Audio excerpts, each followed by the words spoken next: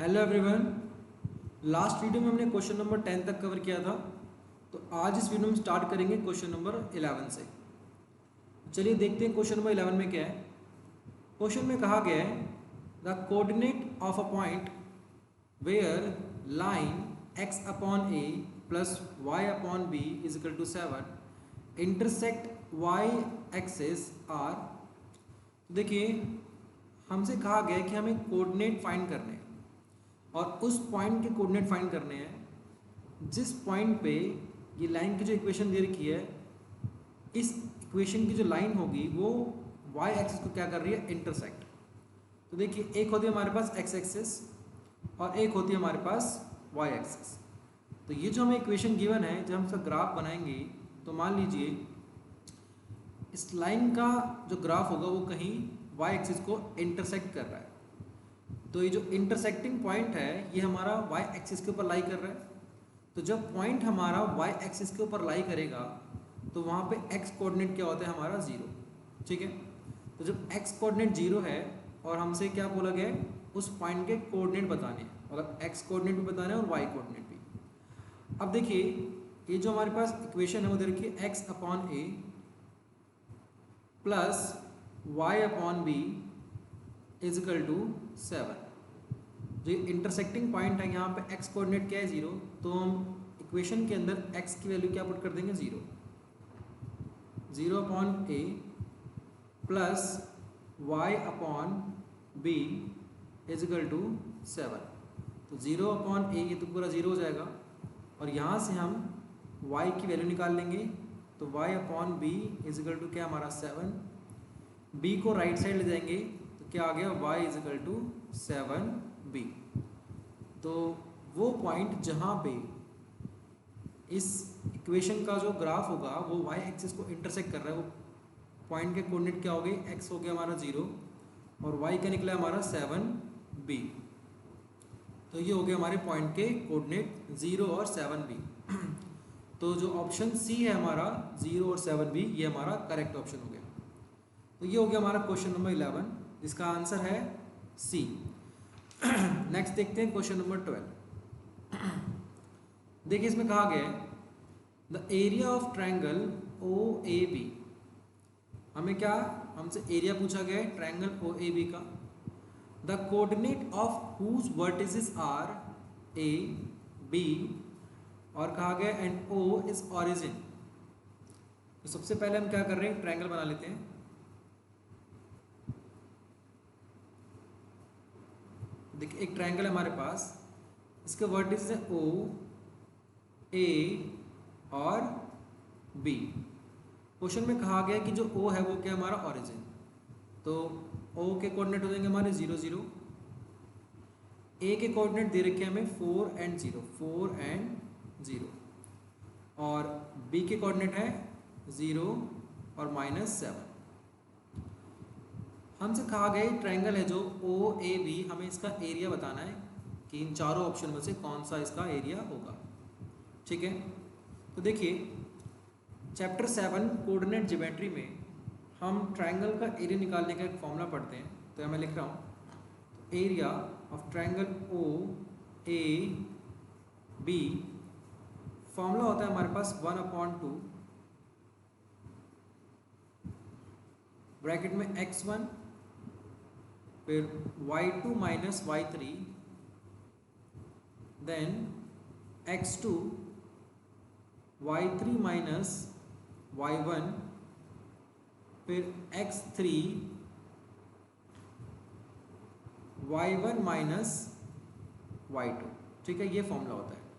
अब ये x1 x2 x3 और y1 y2 y3 ये क्या है, ये देखिए, ये O के जो कोऑर्डिनेट हैं 0 0, इसको मान लेते हैं x1 है एक और एक y1।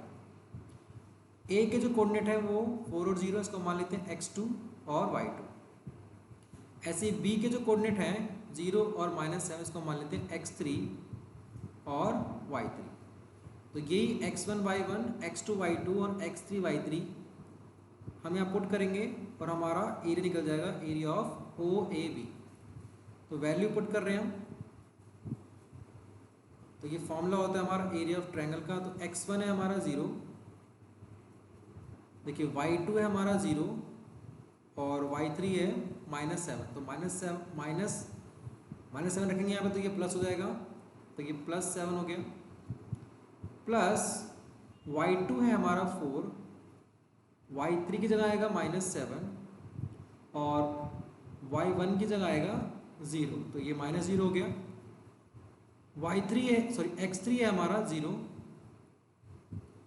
y1 है 0 और y2 है हमारा 0। ठीक है, ये सारी वैल्यू हमने पुट कर दी। अब हमें इसको सॉल्व करना है। देखिए 1/2 0 + 7 7 × 0 ये तो हो जाएगा हमारा 0। ये -0 -7 -0 ये आएगा -7 -7 × +4 तो ये आ जाएगा हमारा -28। ठीक है, और ये पूरा पार्ट हमारा क्या हो जाएगा, ये 0 हो जाएगा पूरा, तो +0। तो देखिए 0 - 28 + 0 ये क्या आएगा -28। तो ये 1/2 और क्या आ रहा है -28। तो देखिए हम इसको काट देंगे, 2 × 1 = 2 और ये क्या आ जाएगा हमारा 40। तो जो आंसर है हमारा वो आ रहा है -40। बट हमें यहाँ पे एक बात ध्यान रखनी है कि हमसे क्या बोला गया, एरिया निकालने के लिए बोला गया है। ठीक है, तो एरिया जो होता है वो कभी हमारा नेगेटिव नहीं आता। तो जो भी हमारी नेगेटिव वैल्यू आएगी उसमें हम क्या मॉडुलस लगा देंगे और मॉडुलस की वजह से वो क्या हो जाएगा हमारा पॉजिटिव। तो ये आ गया 14। ठीक है, एरिया है तो स्क्वायर यूनिट होगा, तो 14 स्क्वायर यूनिट। ठीक है, तो ये आ गया हमारा एरिया ऑफ ट्रायंगल OAB। तो इस तरीके से हमारा हो जाएगा क्वेश्चन नंबर 12। नेक्स्ट देखते हैं क्वेश्चन नंबर 13। देखिए क्वेश्चन नंबर 13 में क्या है, बहुत ही सिंपल क्वेश्चन है। कहा गया है the distance between point P -11/3, 5 and Q -2/3, 5। तो हमारे पास दो पॉइंट हैं, एक पॉइंट P है जिसके कोऑर्डिनेट है -11/3 और 5, और एक है पॉइंट Q जिसके कोऑर्डिनेट है -2/3, 5। हमें क्या करना है, P से लेकर Q तक का डिस्टेंस निकालना है। तो देखिए डिस्टेंस फॉर्मूला होता है हमारे पास, P के डिस्टेंस निकालना है, फॉर्मूला लगाएंगे हम। फॉर्मूला होता है x2 - x1 का whole square plus y2 - y1 का होल स्क्वायर। अभी x1 y1 x2 y2 क्या है, यहाँ देखिए ध्यान से। जो पॉइंट P के कोऑर्डिनेट है इनको मान लेते हैं x1, ये y1, और पॉइंट Q के कोऑर्डिनेट को मान लेते हैं हम x2 और ये y2। इनकी वैल्यू हम पुट कर देंगे और हमारा PQ डिस्टेंस निकल जाएगा। x2 है हमारा -2/3, x1 है हमारा -11/3। तो देखिए यहाँ माइनस ऑलरेडी है तो ये माइनस और माइनस प्लस हो जाएगा, तो यहाँ आ जाएगा +11/3 का होल स्क्वायर, फिर प्लस y2 है हमारा 5 और y1 भी हमारा क्या है 5, तो 5 - 5 होल स्क्वायर। अब ध्यान से देखिए, ज़रा ध्यान समझिएगा सॉल्व कैसे करेंगे इसको। देखिए -2/3 और ये +11/3, तो प्लस माइनस 11 में से 2 सब्ट्रैक्ट कर देंगे, क्या आ जाएगा 9, और डिनोमिनेटर में क्या 3 है, इसका होल स्क्वायर। ठीक है, 5 - 5 0, 0 का स्क्वायर 0, तो ये तो हमारा ये पूरा पार्ट हमारा ये क्या हो जाएगा 0। ठीक है, ये पूरा पार्ट 0 हो जाएगा हमारा। आगे देखिए ये 3 × 1 = 3 और 3 × 3 = 9, तो ये क्या बच रहा है अंदर, √3 का स्क्वायर। तो ये स्क्वायर से रूट कैंसिल हो जाएगा, हमारा PQ डिस्टेंस आ गया 3 यूनिट। तो ऑप्शन सी में हमारा 3 यूनिट, तो ऑप्शन सी हमारा इसका करेक्ट ऑप्शन हो गया। नेक्स्ट देखते हैं क्वेश्चन नंबर 14। देखिए क्वेश्चन नंबर 14 में क्या है, इसमें कहा गया है द डिस्टेंस बिटवीन पॉइंट, देखिए दो पॉइंट दे रखे हैं हमारे पास, एक के कोऑर्डिनेट है 5 cos 35 0 एंड दूसरा कोऑर्डिनेट है वो उसे, जो दूसरा पॉइंट है हमारा उसके कोऑर्डिनेट है 0 और 5 cos 55। तो देखिए पहला कोऑर्डिनेट क्या है हमारे पास 5, एक सेकेंड तो सही से लिखते हैं ज़रा,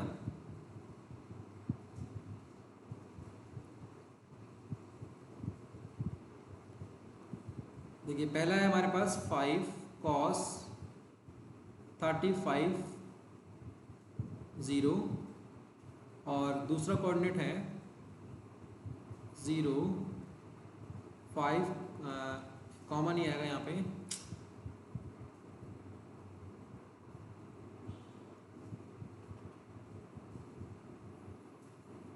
यहाँ आ जाएगा हमारा 5 cos 55। ठीक है, देखिए इसको मान लेते हैं पॉइंट ए, इसको मान लेते हैं बी, और हमें निकालना क्या, डिस्टेंस निकालना है पॉइंट ए से पॉइंट बी तक का डिस्टेंस। तो अभी हमने पिछले क्वेश्चन में किया था, डिस्टेंस फार्मूला अप्लाई किया था, तो हम ए बी का डिस्टेंस निकालेंगे यहाँ पे। देखिए फार्मूला क्या था हमारे पास, x2 माइनस x1 का whole square plus y2 minus y1 का होल स्क्वायर। तो देखिए पॉइंट ए के अंदर ये हमारा x1 हो जाएगा और ये y1, पॉइंट बी के अंदर ये हो जाएगा हमारा x2 और ये y2। वैल्यू पुट करेंगे अब हम A B is equal to under root x2, देखिए x2 कितना है हमारा 0 माइनस x1 है 5 cos 35 डिग्री होल स्क्वायर और प्लस y2 है 5 cos 55, y1 है हमारा 0 और ये इसका होल स्क्वायर। ठीक है, तो ए बी डिस्टेंस फाइंड कर रहे हैं हम, अब ध्यान से देखिएगा।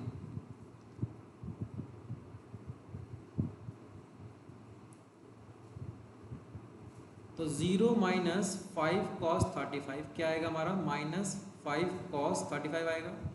तो माइनस 5 cos 35 का स्क्वायर करेंगे तो ये हो जाएगा 5 का स्क्वायर 25 और ये हो जाएगा cos स्क्वायर 35 डिग्री। उस तरीके से यहाँ पे हमारा देखिए 5 cos 55 माइनस 0 क्या हो जाएगा हमारा, 5 cos 35 बचेगा, उसका स्क्वायर कर देंगे तो ये आ जाएगा हमारा 25 cos स्क्वायर 55। ठीक है, अब देखिए हम क्या करेंगे, 25 को कॉमन ले लेते हैं, 25 को कॉमन लेंगे तो हमारा बचेगा cos square 35 plus cos square 55। ठीक है, अब ध्यान समझिएगा थोड़ा सा, देखिए 25 का स्क्वायर रूट है तो 25 स्क्वायर रूट ऑफ 25 क्या होता है 5, तो 25 को बाहर लाएंगे तो ये जगह हमारा 5 हो जाएगा और स्क्वायर रूट के अंदर बचेगा cos स्क्वायर 35। अब देखिए ध्यान से, ये जो 35 है इसको अगर हम तोड़ें तो हम लिख सकते हैं 90 माइनस 55। ठीक है, 35 को हम लिख सकते हैं 90 माइनस 55 और ये क्या है हमारा cos स्क्वायर 55 डिग्री। ठीक है, आप ध्यान समझिएगा थोड़ा सा। देखिए ट्रिग्नोमेट्री में हम एक फॉर्मूला पढ़ते हैं कि cos 90 माइनस थीटा, cos 90 में थीटा क्या होता है साइन थीटा, तो हम इसका यूज़ करेंगे। तो देखिए अगर हम थीटा मान लें 55 तो cos 90 माइनस 55 क्या हो जाएगा, ये देखो 5 अंडर रूट के बाहर है ये, तो यहाँ हो जाएगा हमारा साइन स्क्वायर लगेगा यहाँ पे और क्या cos 90 में थीटा क्या होता है साइन थीटा, तो क्या आ जाएगा साइन स्क्वायर 55 और ये क्या प्लस cos स्क्वायर 55। अब हमने हमारे पास एक ट्रिग्नोमेट्रिक आइडेंटिटी होती है sine square theta plus cos square theta, बराबर होता है 1 के, तो इसका यूज़ कर लेते हैं। देखिए साइंस का 55 प्लस कॉस का 55 ये हो जाएगा हमारा 1, तो आंसर क्या आ जाएगा हमारा 5, क्योंकि ये जो अंडर रूट के अंदर है पूरा क्या हो जाएगा 1 और आंसर आ जाएगा हमारा 5। तो डिस्टेंस आ गया हमारा 5 यूनिट। जो डिस्टेंस है इस पॉइंट से लेकर इस पॉइंट तक का, जिन पॉइंट को हमने ए और बी मान लिया था, तो ए बी का डिस्टेंस आ गया हमारा 5 यूनिट, तो ऑप्शन बी यहाँ पे करेक्ट ऑप्शन हो गया। नेक्स्ट देखते हैं क्वेश्चन नंबर 15। देखिए क्वेश्चन 15 में क्या है, इस क्वेश्चन को ध्यान से समझिएगा थोड़ा सा। क्वेश्चन में कहा गया है the coordinate of vertex A of triangle A B C are -4, 2 and a point D which is midpoint of BC are 2, 5. The coordinate of centroid of triangle ABC। देखिए सबसे पहले तो मैं आपको ये बताना चाहूँगा कि किसी ट्रायंगल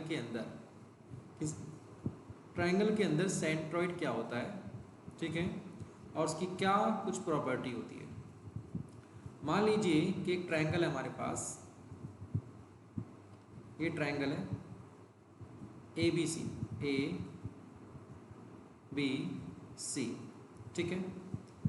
अब इस ट्रायंगल के अंदर सेंट्रॉइड क्या होता है, देखिए ध्यान से। सबसे पहले हमें पता होना चाहिए कि मीडियन क्या होता है, मीडियन, ठीक है। तो एक ट्रायंगल के अंदर मीडियन क्या होता है, अगर हम किसी भी एक वर्टेक्स से अपोजिट साइड के मिड पॉइंट को, अपोजिट साइड के अगर मान लीजिए हम वर्टेक्स ए को लूँ और BC का मिड पॉइंट हम ले लें कोई भी, और अपोजिट मतलब वर्टेक्स से अपोजिट साइड के मिड पॉइंट को अगर हम मिलाएं मिड पॉइंट को, ठीक है, तो ये क्या हो गया मीडियन। ऐसी वर्टेक्स B से हम अपोजिट साइड के मिड पॉइंट को मिलाते हैं, ये मिला दिया। इस तरीके से वर्टेक्स C से अपोजिट साइड के मिड पॉइंट को मिलाते हैं। वर्टेक्स C का अपोजिट साइड क्या हो जाएगा हमारे पास AB, इसको मिलाएंगे हम ऐसे, ये। तो ये हमने एक ट्रायंगल के अंदर 3 मीडियन ड्रॉ कर दी। तो जहाँ जिस पॉइंट पे ये तीनों मीडियन इंटरसेक्ट कर रही हैं, ये पॉइंट, ठीक है, ये जो पॉइंट है यही पॉइंट क्या कहलाता है हमारा सेंट्रॉइड। इस पॉइंट को हम बोलते हैं सेंट्रॉइड, ठीक है। अब यहाँ पे हमें ये समझना है, देखिए ये जो सेंट्रॉइड है ये इस मीडियन को, ये जो मीडियन में ड्रॉ करिए, ध्यान समझिएगा, ये जो मीडियन है का नाम हम रख देते हैं, मान लीजिए BC का मिड पॉइंट हो गया हमारा D। ये इस मीडियन को 2:1 में क्या करता है, डिवाइड। जो सेंट्रॉइड हमारा जो पॉइंट है ये मीडियन को 2:1 में पॉइंट डिवाइड करते हैं। मान लीजिए अगर हम सेंट्रॉइड को O मान लें तो AO रेशो DO, ये रेशो क्या हो जाएगा 2:1, मतलब ये ऊपर वाला हिस्सा जो बड़ा वाला पार्ट है ये 2 पार्ट है और जो छोटा वाला हिस्सा है वो क्या है 1 पार्ट। तो सेंट्रॉइड क्या करता है, मीडियन को 2:1 में डिवाइड करता है, ठीक है। तो ये तो बात होगी सेंट्रॉइड की, एक ट्रायंगल के अंदर सेंट्रॉइड क्या होता है और उसकी कुछ इंपॉर्टेंट बात। अब क्वेश्चन पे आइए, देखिए क्वेश्चन में क्या कहा गया। क्वेश्चन में कहा गया the coordinate of vertex A of a triangle ABC are -4 and 2। देखिए सबसे पहले हम क्या कर रहे हैं, ट्रायंगल ड्रॉ कर लेते हैं।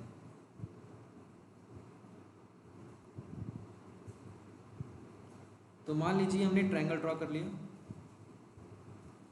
इसके वर्टिसेस हैं A, B और C। C के जो कोऑर्डिनेट, सॉरी A के जो कोऑर्डिनेट है वो है -4 और 2, और आगे कहा गया है a point D which is mid point of BC। BC का एक मिड पॉइंट है D, तो मान लीजिए कि हमने D ले लिया यहाँ पे, जिसके कोऑर्डिनेट दे रखे हैं हमें 2 और 5, ठीक है। हमसे कहा गया है the coordinate of centroid of triangle ABC। अगर मान लीजिए ये मिड पॉइंट है D और वर्टेक्स A को अगर हम मिड पॉइंट D से मिलाएं तो ये क्या हो गया हमारा, एक मीडियन हो गया। और इस मीडियन के ऊपर मान लो यहाँ कहीं एक सेंट्रॉइड लाई करेगा, सेंट्रॉइड, इसको हम बोलते हैं सेंट्रॉइड। और मान लीजिए इसको हम सेंट्रॉइड का नाम रख देते हैं ओ। अभी मैंने बताया आपको जो सेंट्रॉइड होता है वो मीडियन को 2:1 में डिवाइड करता है। तो AO रेशो DO किसके इक्वल है 2:1 के। तो यहाँ पे जो रेशो है ये पॉइंट के सिस्टम डिवाइड कर रहा है 2:1 में, ठीक है। तो हमें यहाँ पे क्या करना है, पॉइंट O के कोऑर्डिनेट निकालने, मतलब सेंट्रॉइड के हमें कोऑर्डिनेट फाइंड करने हैं। तो यहाँ पे हम क्या करेंगे, सेक्शन फॉर्मूला यूज़ करेंगे। तो देखिए हम मान लेते हैं कि पॉइंट O जो है उसके कोऑर्डिनेट क्या हैं, x और y, x और y। तो हमें x की वैल्यू फाइंड करनी है और y की वैल्यू। तो हम यहाँ पे क्या करेंगे, सेक्शन फॉर्मूले का इस्तेमाल करेंगे। देखिए सेक्शन फार्मूला क्या होता है, x कोऑर्डिनेट अगर निकालना है तो फॉर्मूला होगा m1 x2 plus m2 x1 upon m1 plus m2, ठीक है। वैल्यू पुट करें, देखिए m1 m2 क्या है, हमारा ये रेशो है 2 और 1, 2 हमारा m1 है और 1 क्या है हमारा m2, ठीक है। और जो a के कोऑर्डिनेट है उसको मान लेते हैं x1 y1, और जो d के कोऑर्डिनेट है उसको मान लेते हैं x2 और ये y2। वैल्यू पुट करेंगे यहाँ पे हम, देखिए ध्यान से, m1 है हमारा 2, x2 है हमारा 2 प्लस m2 है हमारा 1 और x1 है -4, m1 प्लस m2, तो m1 है 2 और m2 है 1। आगे देखिए 2 2 से 4 हो गया, ये हो जाएगा यहाँ पे -4 अपॉन में 2 + 1 3, 4 - 4 0, 0 अपॉन 3 क्या आ जाएगा, ये 0। तो जो सेंट्रॉइड O है हमारा उसमें x कोऑर्डिनेट क्या है 0। अब इस तरीके से हम y कोऑर्डिनेट निकालेंगे। तो देखिए y कोऑर्डिनेट निकालने के लिए फॉर्मूला क्या होगा, m1, ये सेक्शन फॉर्मूला बोलते हैं इसको, ठीक है, ये सेक्शन फॉर्मूला है। तो m1 y2 plus m2 y1 upon में m1 प्लस m2, ठीक। आगे देखिए ध्यान समझिएगा, m1 है हमारा 2 और y2 है हमारे पास 5 प्लस m2 है 1 और y1 है हमारा 2, ठीक है, अपॉन m1 2 है और m2 है हमारा 1, ठीक है।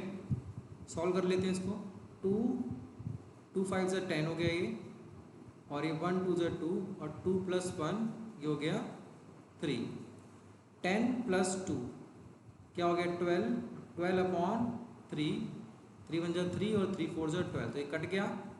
तो जो y की वैल्यू वो क्या आ गई 4, ठीक है, y आ गया हमारा 4 और x क्या है हमारा ये 0। तो ये जो कोऑर्डिनेट ऑफ सेंट्रॉइड ABC, जो कोऑर्डिनेट है, ये जो कोऑर्डिनेट पूछा गया है सेंट्रॉइड कोऑर्डिनेट, इस कोऑर्डिनेट क्या निकल गई, x की वैल्यू आएगी 0 और y की वैल्यू क्या आई है 4। तो यही हमारा क्या है 0 और 4 इसका आंसर। तो देखिए ऑप्शन A जो है हमारा वो एकदम करेक्ट ऑप्शन है, 0 and 4 क्या है कोऑर्डिनेट ऑफ सेंट्रॉइड। तो ये कर लिया हमने क्वेश्चन नंबर 15 तक। आगे के क्वेश्चन हम नेक्स्ट वीडियो में देखेंगे। ओके, अगर आपको कोई भी डाउट है तो आप कमेंट सेक्शन में कमेंट करके पूछ सकते हैं, ठीक है।